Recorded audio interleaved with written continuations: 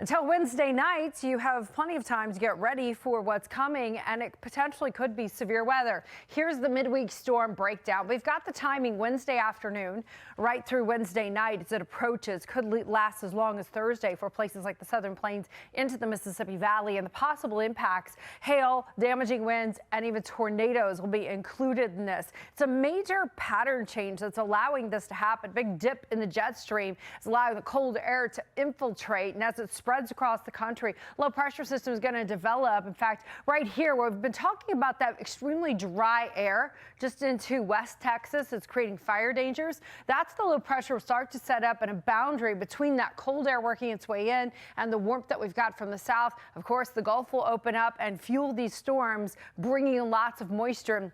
So the threat zone turns out to be East Texas, Oklahoma, parts of Louisiana and Arkansas. And we know that by Wednesday night, the Storm Prediction Center says all these elements come together for not only likely areas, but also the potential for a possibility of large spread area that goes across several states. So Wichita Falls, Oklahoma City, Fort Smith, Texarkana, and Dallas, all included in the red zone. So this is the area that we're really zeroing in on, but widespread across this entire region to see the potential for some severe weather. Timing of this brings the snow to the mountains as early as really Wednesday into Thursday, and then that storm system is fueled right through Wednesday night into Thursday during the day. Flooding rain showers pushing across the southeast and potentially some mixed precipitation for the northeast. And I think by the time all that warm air gets in place, we'll have trouble getting any wintry weather out of spots in New England, but we'll see if we can. Dallas, here we go. Likely for you to see damaging winds, large hail and lightning.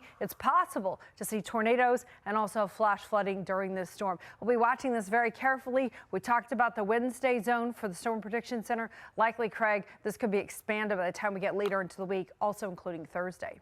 I'm Amy Freeze. Welcome to Fox Weather's YouTube page. We have more great videos on the way, so make sure to subscribe to stay updated on all things weather.